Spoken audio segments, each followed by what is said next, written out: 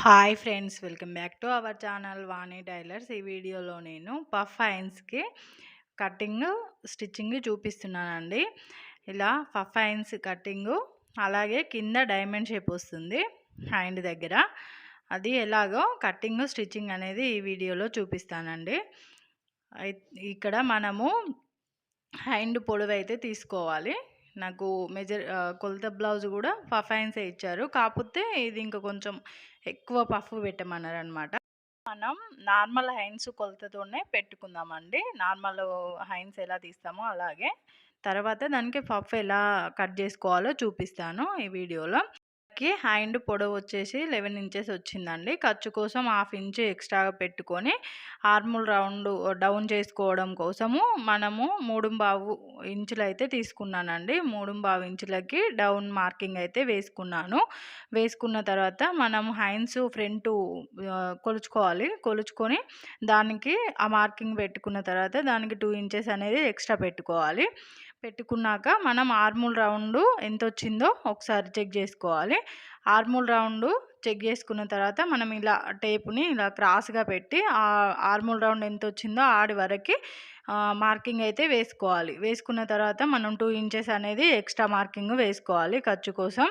వేసుకున్నాక ఆ మార్కింగ్లను కలుపుతూ డ్రా చేసుకోవాలి ఒక లైన్ అయితే. మనము 2 inches hands 2 inches down 2 inches straight line తీసుకొని తర్వాత ఇలా క్రాస్గా టేప్తో ఒక లైన్ అయితే డ్రా చేసుకోవాలి. చేసుకున్న తర్వాత ఇలా కర్వ్ షేప్ అయితే గీసుకోవాలి. హ్యాండ్కి కర్వ్ షేప్ గీసుకున్న తర్వాత మార్కింగ్ పెట్టుకున్న విధంగా కటింగ్ అయితే చేసుకోవాలి. మనం నార్మల్గా అయితే ఇలా మార్కింగ్ చేసుకున్నట్టు కటింగ్ అయితే చేసుకుంటాం కదా. ఇప్పుడు మనకు పఫ్ హ్యాండ్స్ కదా, పఫ్ ఎక్కువనే పెట్టమన్నారు కాబట్టి నేను 5 ఇంచెస్ అయితే పఫ్కి పెంచుతున్నానండి లెంత్. మన హ్యాండు పైనకి 5 ఇంచెస్ పెంచాను. పెంచిన తర్వాత డౌన్ అలాగే డౌన్ కూడా 5 ఇంచెస్కి బాక్స్ లాగా 5 ఇంచెస్ పెంచుకొని దాన్ని బాక్స్ లాగా డ్రా చేసుకోవాలన్నమాట. ఇలా ఈ పొడవు 5 ఇంచెస్, కిందికి డౌన్ కూడా 5 ఇంచెస్ పెట్టుకొని ఒక బాక్స్ లాగా డ్రా చేసుకున్నాను. ఇలా వీడియోలో చూపించిన విధంగా డ్రా చేసుకున్న తర్వాత మనము హ్యాండ్స్ డౌన్ చేసుకున్నాం కదా, మనకి డౌన్ మార్కింగ్ ఆర్ముల్ డౌన్ మార్కింగ్లకి కలుపుతూ ఇలా పైనుంచి వెళ్ళి 1 ఇంచితోని ఇలా డౌన్ చేసుకుంటూ వీడియోలో చూపించిన విధంగా షేప్ అనేది డౌన్ చేసుకోవాలి. ఆ కొలతని మనం ఆర్ముల్ డౌన్ ఉంటుంది కదా, మనం మార్కింగ్ వేసుకున్నాము 2 ఇంచెస్ ఎక్స్ట్రా కాకుండా నార్మల్గా ఆ డౌన్లోకి కలుపుకోవాలన్నమాట. ఇలా వీడియోలో చూపించిన విధంగా కలుపుకొని కటింగ్ అయితే చేసుకోవాలి. మార్కింగ్ వేసిన విధంగా కటింగ్ అయితే చేసుకోవాలి. ఇలా షేప్ వచ్చిన తర్వాత పైన మనము ఒక టక్స్ ఇచ్చుకోవాలి. మన నార్మల్ హ్యాండ్స్కి ఎలా టక్స్ ఇచ్చుకుంటామో అలాగే. ఇప్పుడు మనం ఆర్ముల్ రౌండ్ దగ్గర కొలత ఉంటుంది కదా మనకు మెయిన్ డాట్, ఆ మెయిన్ డాట్ దగ్గర కూడా ఒక టక్స్ అనేది ఇచ్చుకోవాలి. ఇచ్చుకున్న తర్వాత క్లాత్ హ్యాండ్స్ ఎక్స్ట్రా క్లాత్ అంతా కట్ చేసుకోవాలి. ఈ ఎక్స్ట్రా ఇటు మనం సమానం కోసం తీసినాం కదా, ఆ ఎక్స్ట్రా క్లాత్ అదంతా కట్ చేసుకోవాలి. కట్ చేసుకున్న తర్వాత హ్యాండ్స్ అనేది ఓపెన్ చేసి మనం ఫ్రంట్ సైడ్ టక్స్ ఇచ్చుకోవాలి కదా, ఆ టక్స్ ఫ్రంట్ సైడ్ లోతు తీసుకొని టక్స్ ఇచ్చుకోవాలన్నమాట. ఇప్పుడు ఈ హ్యాండ్ ఓపెన్ చేసి ఫ్రంట్ సైడ్ లోతు ఎలా తీసుకోవాలో ఇప్పుడు చూపిస్తాను చూడండి. మనం పైనుండి టక్స్ పెట్టుకున్న దగ్గర నుంచి మనం నార్మల్ హ్యాండ్ లాగానే 1 ఇంచ్ వదిలేసుకోవాలి. నార్మల్ హ్యాండ్స్కి అయితే మనం ఎలా లోతు తీసుకుంటామో అలాగే. ఇప్పుడు మనము ఆర్ముల్ డాటు కొలత వరకు ఒకసారి చెక్ చేసుకొని అందులో సగానికి ఒక మార్కింగ్ అయితే చేసుకోవాలి. సగానికి మార్కింగ్ చేసుకున్న తర్వాత ఆ సగానికి 3/4 ఇంచ్ అయితే పెట్టుకొని ఖర్చు 3/4 ఇంచును కలుపుకుంటూ ఇలా లోతు అయితే తీసుకోవాలి. మనం నార్మల్ హ్యాండ్స్కి లోతు తీసుకున్న లాగానే ఇలా తీసుకోవాలన్నమాట. తీసుకున్న తర్వాత మార్కింగ్తో సహా కటింగ్ అయితే చేసుకోవాలి. మార్కింగ్ చేసుకున్న తర్వాత దాన్ని కట్ చేసుకున్న తర్వాత ఒక టక్స్ అయితే ఇచ్చుకోవాలి. ఫ్రంట్ పార్ట్ అని మనకు తెలియడం కోసం ఒక టక్స్ ఇచ్చుకోవాలి. కింద హ్యాండ్స్కి డైమండ్ షేపు పెట్టమన్నారండి. అయితే మనము డైమండ్ షేపు పెట్టుకోవడం కోసం కింద 1/2 ఇంచు వదులుకోవాలన్నమాట. ఖర్చులకి మళ్ళీ కింద మనకి షేప్ తిరగడం కోసం 1/2 ఇంచు ఏమో కుట్టుకి 1/2 ఇంచు షేప్ తిరగడం కోసం 1 ఇంచు వదులుకున్న తర్వాత మనము ఈ మధ్యలో కొంచెము చిన్నగానే పెడుతున్నానండి. మనకి 3 ఇంచుల దగ్గర ఒక మార్కింగ్ అయితే చేసుకున్నాను. 3 ఇంచుల దగ్గర మార్కింగ్ చేసుకున్న తర్వాత దాంట్లో 1 ½ ఇంచ్‌కి మధ్యలో డాట్ అనేది వేసుకోవాలి సగానికి. మనం ఎంత పెట్టుకుంటామో దాంట్లో సగానికి ఒక డాట్ అనేది వేసుకోవాలి. వేసుకున్న తర్వాత మధ్యలో ఆ డాట్ మధ్యలో 1 ఇంచ్ అయితే పెడుతున్నాను.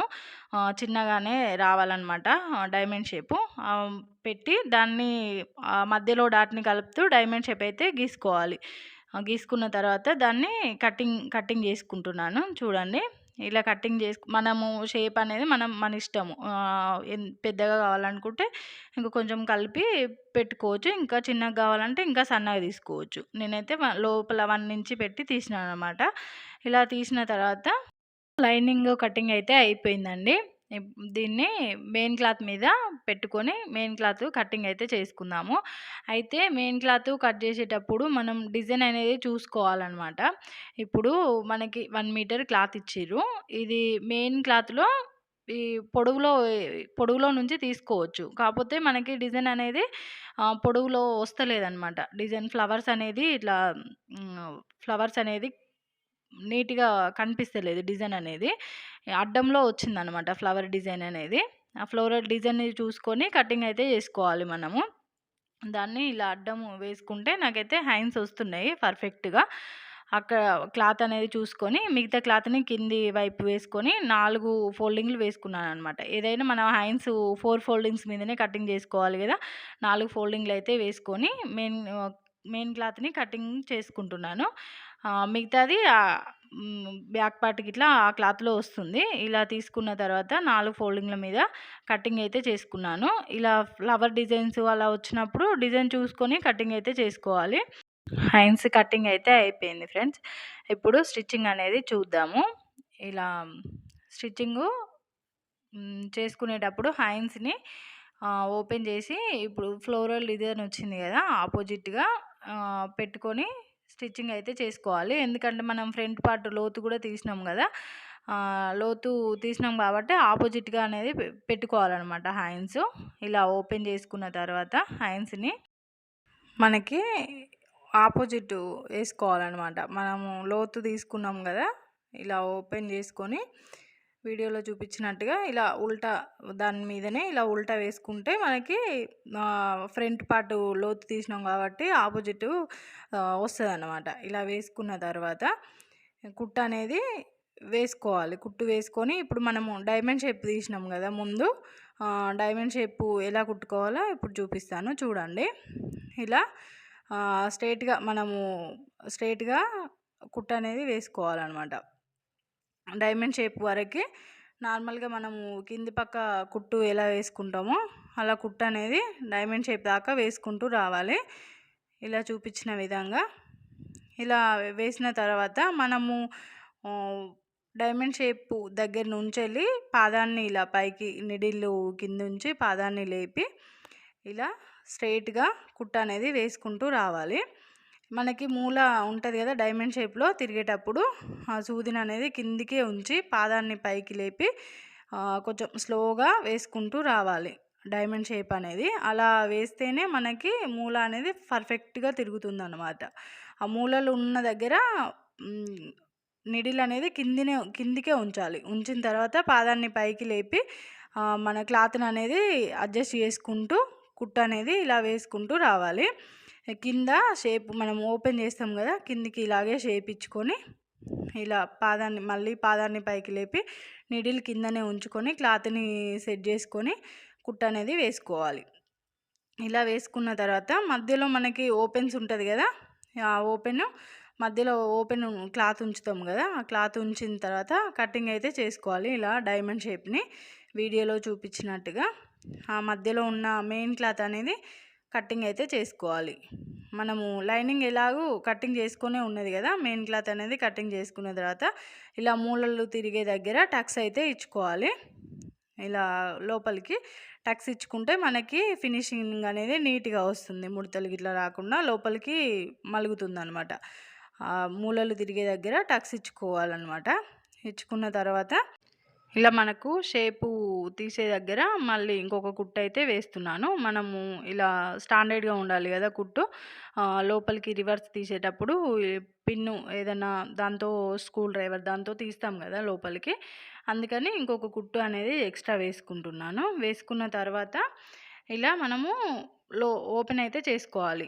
చేసుకున్నాంక మూలలు ఉంటది గదా! మూలల దగ్గర వేలుతో ఇలా నొక్కుతూ ఓపెన్ చేసుకోవాలి. లేదా ఒక చిన్న స్క్రూ డ్రైవర్ అలా పెట్టి మూలల దగ్గర నుంచెళ్ళి ఇలా స్క్రూ డ్రైవర్ తోటి లోపల నుంచి ఇలా తీసుకోవాలనమాట రివర్సు. మొత్తం క్లాత్ అంతా లోపల నుంచెళ్ళి బయటకొచ్చేలాగా షేప్ అనేది పర్ఫెక్ట్‌గా కనబడేలాగా తీసుకోవాలి. ఇలా తీసుకున్న తర్వాత మీది నుండి ఒక కుట్టయితే వేసుకోవాలనమాట. లైనింగ్ లైనింగ్ లోపలికి అనుకొని మీది నుండి ఇలా కుట్టి వేసుకోవాలి. ఇలా స్ట్రెయిట్‌గా వేసుకున్న తర్వాత మనము మళ్ళీ ఆ మూలల దగ్గరికి సేమ్ అలాగే పాదాన్ని నిడిల్ కిందికి దించి పాదాన్ని పైకి అనుకుంటూ మూలలు తిరిగేట దగ్గర అది మనము నిడిల్ అనేది కిందికే ఉంచాలన్నమాట. కిందికి ఉంచితేనే ఆ షేప్ అనేది పర్ఫెక్ట్‌గా వస్తుంది. అలా ఉంచి పాదాన్ని పైకి లేపి క్లాత్‌ని జరుపుకుంటూ నీట్‌గా ఇలా చేతులతో సర్దుకుంటూ ఇలా నీట్‌గా సర్దుకుంటూ స్టిచ్చింగ్ అయితే వేసుకుంటూ రావాలి. ఇలా మొత్తము డైమండ్ షేప్ కాబట్టి మూలలనేది పర్ఫెక్ట్‌గా రావాలనమాట. ఇలా స్టిఫ్‌గా వచ్చేలాగా చేతితో సర్దుకుంటూ లైనింగ్ అనేది లోపలికి కనిపియకుండా లోపలికి చేతులతో సర్దుకుంటూ ఇలా నీట్‌గా స్టిచ్చింగ్ అనేది చేసుకోవాలనమాట. ఇలా చేస్తే మూలలు పర్ఫెక్ట్‌గా వస్తుందన్నట్టు షేపు. ఇలా ఇక్కడ అనేది డోరీ వస్తుంది. ఇలా ఇలా వేసుకున్న తర్వాత ఇంకొక స్టిచ్చింగ్ అయితే వేసుకోవాలన్నమాట. డబుల్ స్టిచ్చింగు వేసుకొని మనకి ఈ జా పెద్ద కుట్టు పెట్టుకొని జాయింట్ చేసుకోవాలి క్లాత్ మొత్తాన్ని. మెయిన్ క్లాత్ లైనింగ్‌ను కలుపుతూ జాయింట్ అయితే చేసుకోవాలి. ఇలా జాయింట్ చేసుకున్న తర్వాత ఎక్స్ట్రా క్లాత్ అంతా కటింగ్ చేసుకోవాలన్నమాట. మొత్తం ఇలా ముడతలేవి రాకుండా చేతితో సర్దుకుంటూ మొత్తం కుట్టయితే వేసుకోవాలి. ఇలా జాయింటింగ్ చేసుకున్న తర్వాత ఈ క్లాత్ అంతా ఎక్స్ట్రా ఉన్న క్లాత్ అంతా కట్ చేసుకోవాలి. కటింగ్ చేసుకోవాలన్నమాట. ఇలా ఒకసారి చెక్ చేసుకోవాలి నీట్‌గా వచ్చిందా రాలేదా. ఇది కొంచెం కాటన్ క్లాతే కాబట్టి నీట్‌గానే వస్తుంది. సాఫ్ట్ క్లాత్ అయినా మనం ఇలాగే జాయింట్ చేసుకునేటప్పుడు కొంచెం చేతిని సెట్ చేసుకుంటూ స్టిచ్చింగ్ అనేది చేసుకోవాలన్నమాట. ఆ క్లాత్ అంతా ఎక్స్ట్రా క్లాత్ అంతా కట్ చేసుకున్న తర్వాత సెకండ్ హ్యాండ్ కూడా అలాగే మొత్తం ఇది చూపించిన విధంగానే సెకండ్ హ్యాండ్ కూడా రెడీ చేసుకొని పెట్టుకోవాలి. ఇలా 2 స్టిచ్చింగ్ అయితే అయిపోయినాయి. ఇప్పుడు మనము టక్స్ ఇచ్చుకున్నాం కదా! మనం పఫ్ పెట్టుకోవడానికి టక్స్ ఇచ్చుకున్న మధ్యలో టక్స్ ఇచ్చిన స్టార్టింగ్ నుండి ఇలా చిన్నగా కుచ్చులు పెట్టుకుంటూ టక్స్ మధ్యలో వరకి ఇలా చిన్నగా ఫోల్డింగ్ మనకు వీలైనంత చిన్నగా కుచ్చులు అనేది పెట్టుకోవాలన్నమాట. నీట్‌గా అన్నీ ఈవెన్‌గా వచ్చేలాగా నీట్‌గా సర్దుకుంటూ ఇలా ముందుకు పాదానికి ఇలా ముందుకు నెడుతూ వేలుతోటి స్టిచ్చింగ్ అయితే చేసుకోవాలి.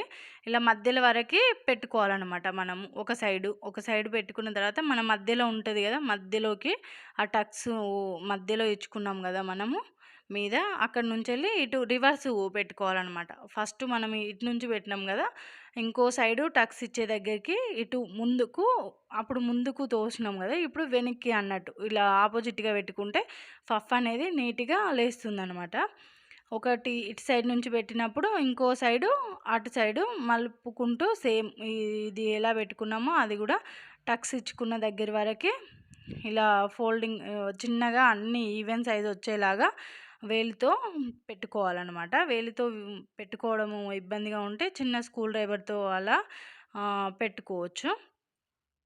ఇలా పెట్టుకున్న తర్వాత టక్స్ ఇచ్చిన వరకే పెట్టుకోవాలి. మనం ఇటు సైడు టక్స్ ఇచ్చుకున్నాం కదా! అలా పెట్టుకోవాలి. మొత్తము ఇలా పెట్టుకున్న తర్వాత ఇగో ఇలా వస్తుంది హ్యాండ్ అయితే.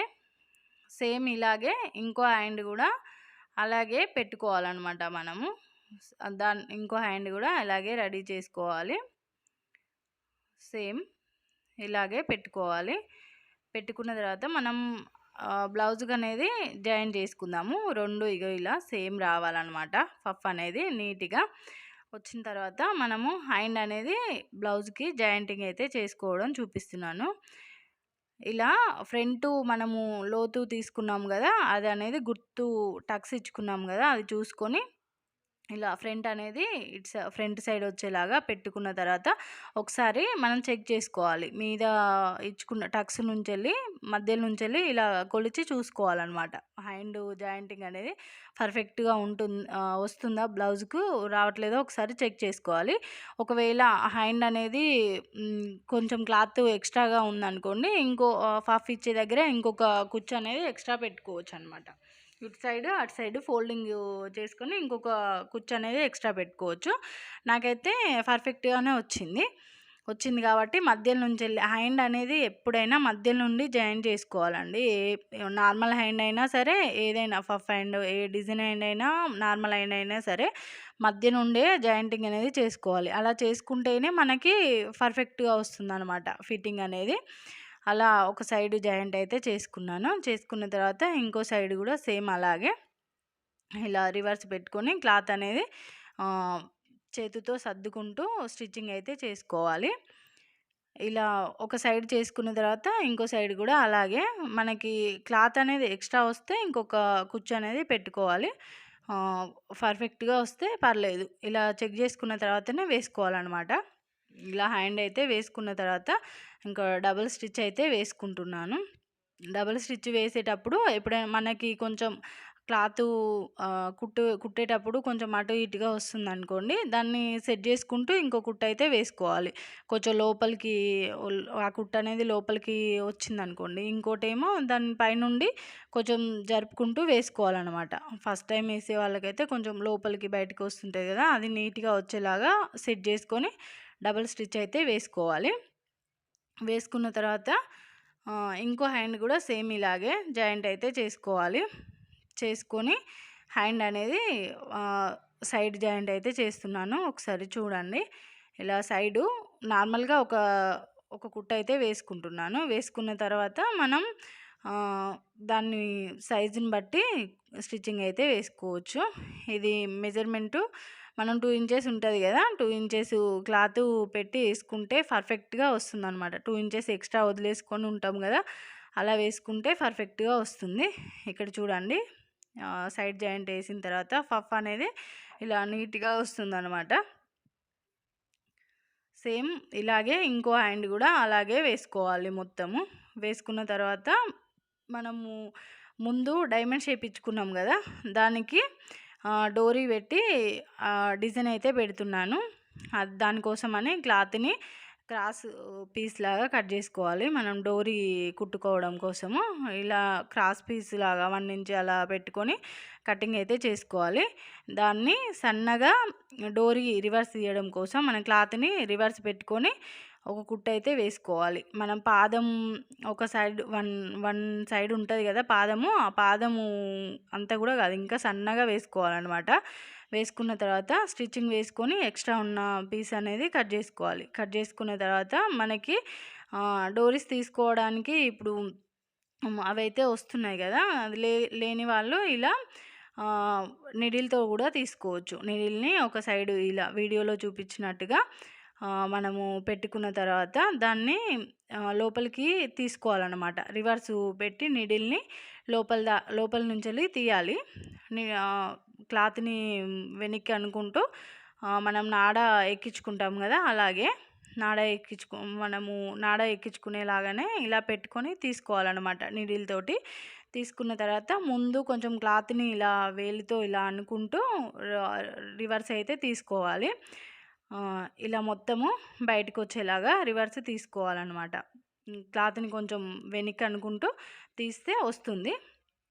ఇలా నాడ రివర్స్ తీసుకున్న తర్వాత దాన్ని 2 డబల్ చేసుకుంటున్నాను. డబల్ చేసుకొని 2 హ్యాండ్స్కి వేస్తున్నాను చిన్నగా. మధ్యలోకి కట్ చేసుకున్న తర్వాత వాటికి క్యాప్స్ అయితే కుట్టి జాయింట్ అయితే చేస్తాను. అది చూడండి. నార్మల్గా ఇది చిన్నగా హైన్స్ దగ్గరనే కాబట్టి క్యాప్స్ అనేది చిన్నగా కుడుతున్నాను అనమాట. 2 ఇంచెస్ 2 ఇంచెస్ అటు 2 ఇంచెస్ ఇటు ఇలా పెట్టుకున్నా సరిపోతుంది. లేదంటే ఇలా కోన్ షేప్లో మడిచి చూసుకున్నామంటే మనకి డబ్బా షేప్ అనేది వస్తుంది. ఇలా ఎక్స్ట్రా ఏమన్నా ఉంటే ఆ క్లాత్ అనేది కట్ చేసుకొని 2 సపరేట్ చేసుకోవాలి. సపరేట్ చేసుకున్న తర్వాత నార్మల్ క్యాప్సే కుడుతున్నాను.